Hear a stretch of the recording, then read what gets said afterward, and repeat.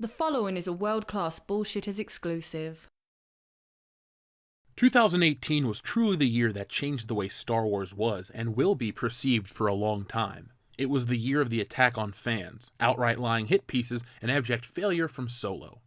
Of all the comical, sad, and dangerous things to spring up from The Last Jedi's franchise-breaking shockwave, nothing epitomized the garbage like the Shill media. They tripped over themselves, coming up with excuse after lie after excuse to defend Disney.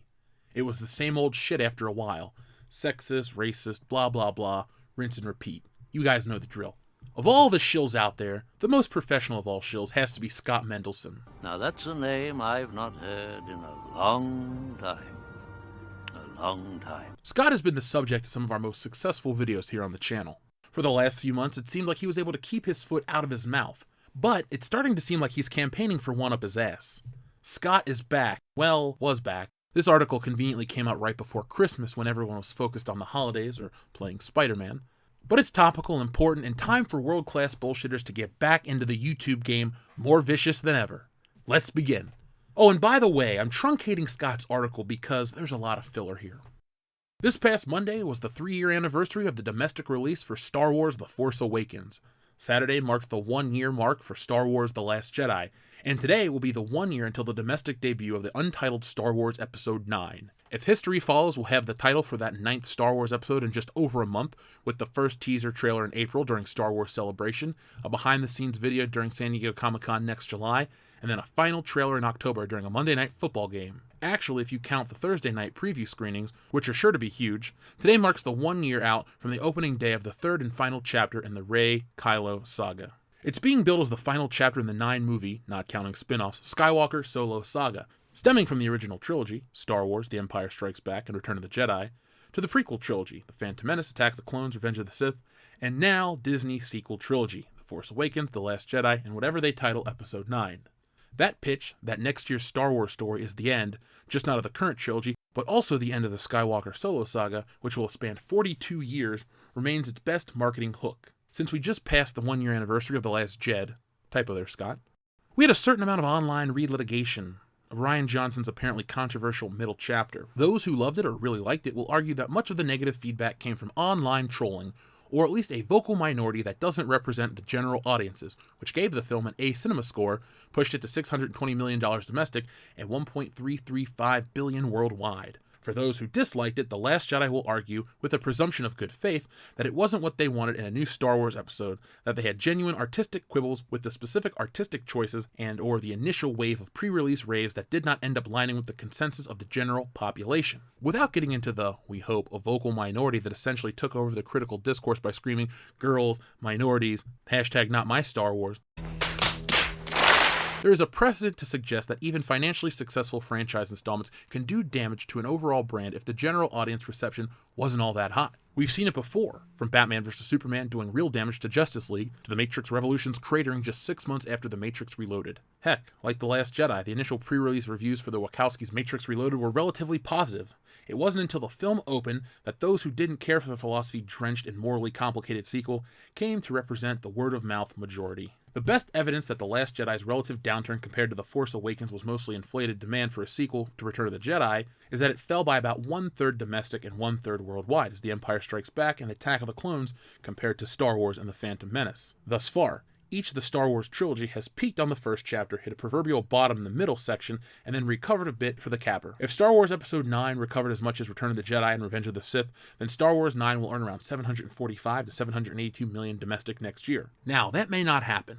After all, fewer folks go to the movies just to go to the movies than they did in 1983 and 2005. Even with little in the way of year-end competition beyond Frozen 2, Jumanji 3, and Cats on the same day as the super-budget fantasy spectacle like Star Wars 9 is more par for the course than it was even as recently as 2005. Even by 2002, Attack of the Clones had to fend off competition from the likes of Spider-Man. Heck, even for Disney, Star Wars 9 is just one super-duper movie alongside Avengers Endgame, Frozen 2, The Lion King, and Toy Story 4. It's entirely possible that the comparatively 2.8 multiplier means general audiences either didn't like The Last Jedi, or, as I discussed a few months back, feel going forward that it represents a natural conclusion to the saga by the end of Johnson's middle chapter. Luke's dead, Han's dead, Leia's essentially dead, since Carrie Fisher passed away 2 years ago.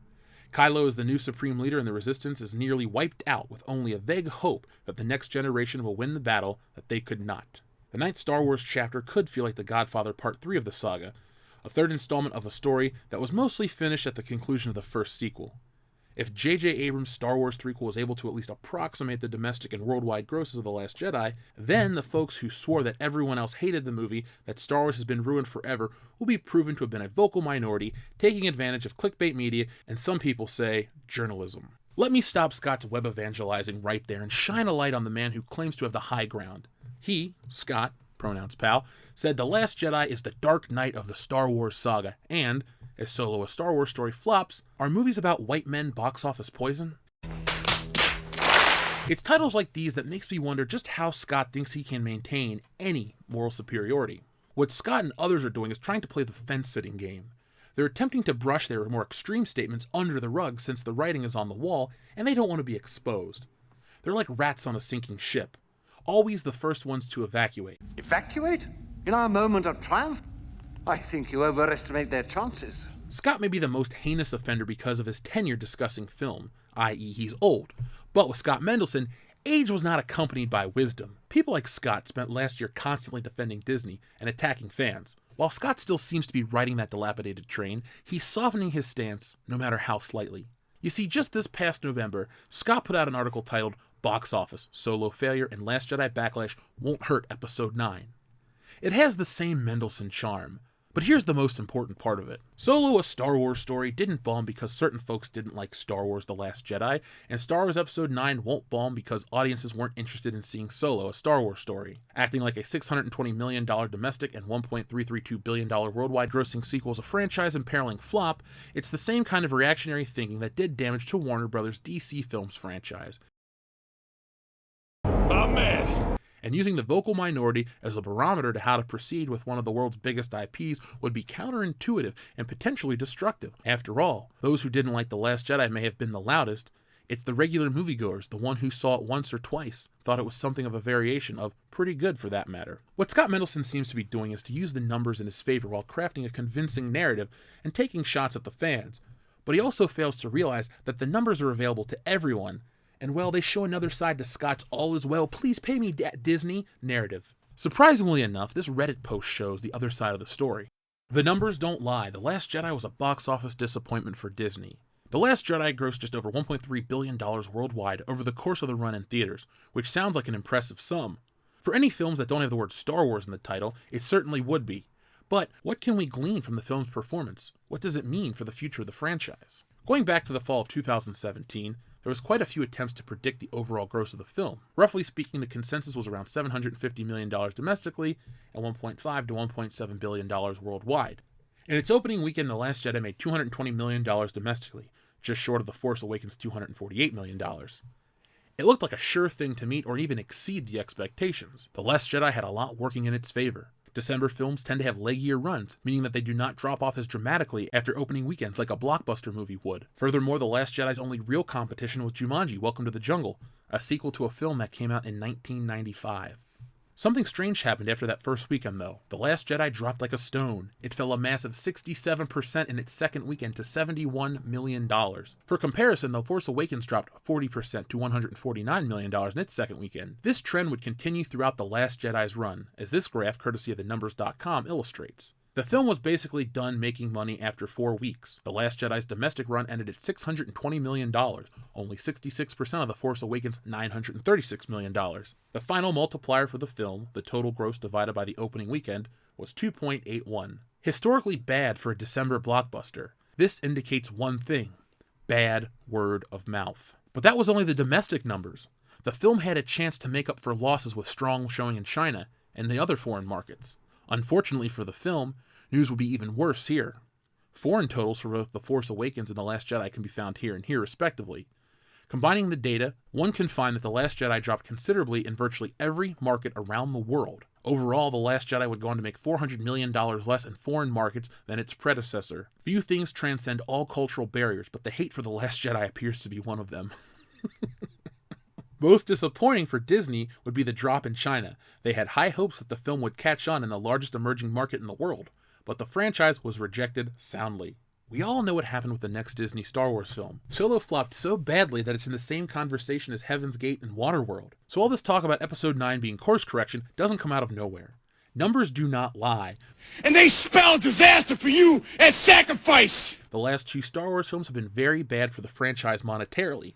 Whether 9 will be able to right the ship remains to be seen, but the franchise is in a dark place right now. Like some of the comments say, how could Star Wars get this bad? How could the greatest franchise of all time become so mired in controversy? Well, this comment makes one of the best, most level-headed arguments I believe I've heard yet. I think they intentionally made it different, and also gave a meta message of, the old Star Wars was terrible. This is the new Star Wars. It's okay to like Star Wars again. It's no longer terrible. Just like you, we also want to burn everything Star Wars down and start again. And they didn't think that they were destroying Star Wars by doing this, but they just completely misread very many things about who their new audience was, what it thought about the old Star Wars, and what they wanted from new Star Wars. In a nutshell, old fans, with money, wanted to see a legacy respected that they could pass on to their kids. New casual fans wanted to see an exciting space movie that didn't feel like having a dinner party at a divorcing couples who were throwing plates at each other. And that's just the movie, let alone the Twitter drama around it. I think approximately 0 people in the world thought the original trilogy Star Wars was terrible. The prequels were disappointing but tolerated.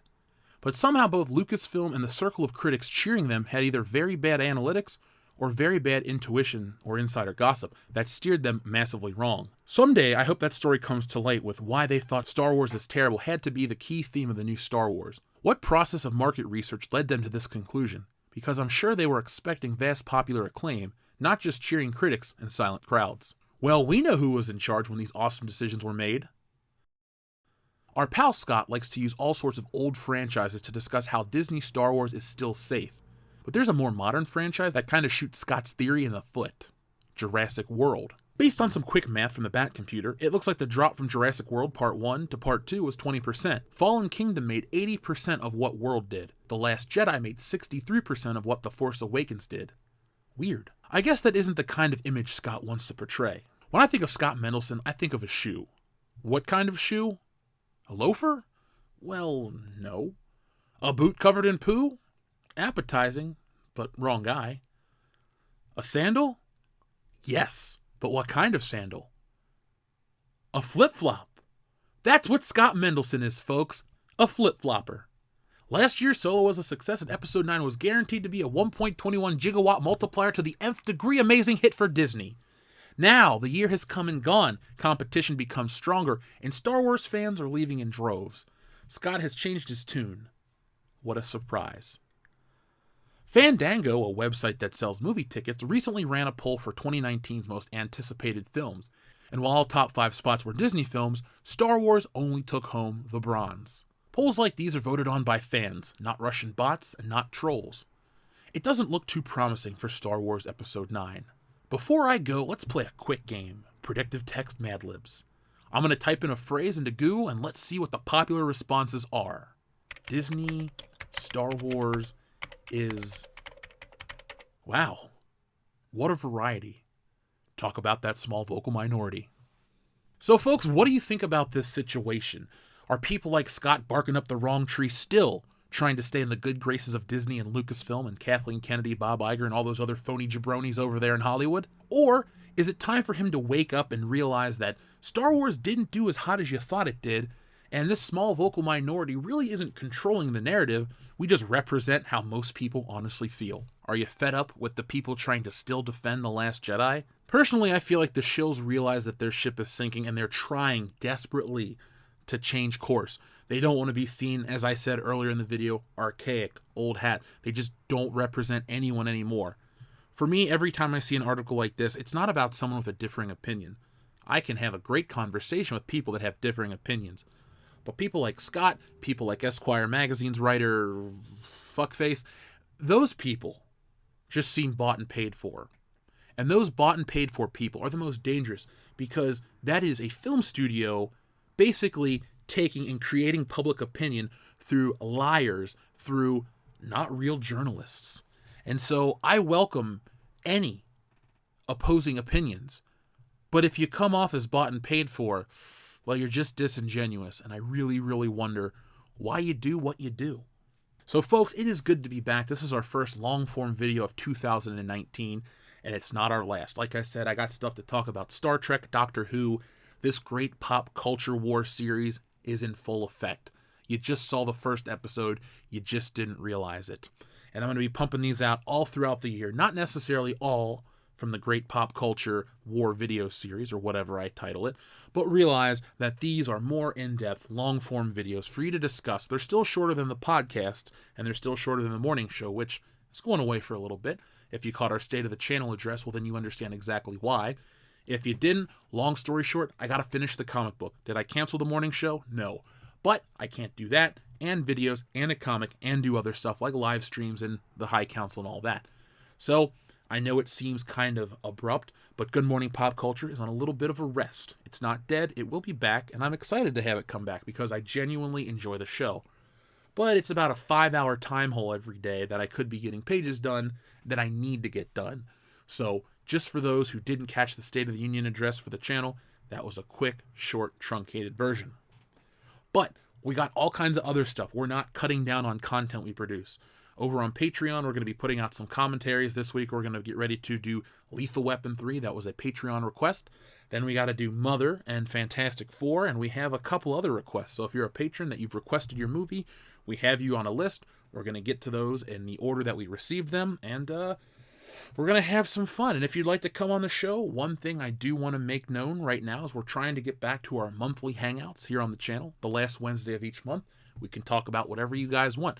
Bring a topic, bring a good microphone, and bring yourselves ready to talk, ready to discuss entertainment. But most importantly, World Class Bullshitters is back, and I'm really excited. Like I said at the end of last year, it was the most fantastic year of my life. I'm beyond thankful and grateful for each and every one of you out there because I'm able to do this, make videos, make a channel, grow a huge, awesome movement with my friends Ethan, Jeremy, and all the guys from the podcast, and really open up the lines of communication for the way entertainment is going and voicing our opinions that we're very displeased with it. There's a lot of nefarious things that go into the identity politics and all these things that are bastardizing our movies. And well, we just want good quality entertainment that doesn't get elevated just because of intention, but elevated because of quality. But I'm not going to get into that because we got the whole year to talk about that. Hell, we got all this year, next year, to infinity and beyond and all that other happy horseshit. So folks, thank you for watching. Make sure you give this video a thumbs up because we need to know that you like this shit so we can keep on doing it. And I'll be back later in the week with more here on World Class Bullshitters. And as always, be excellent to each other.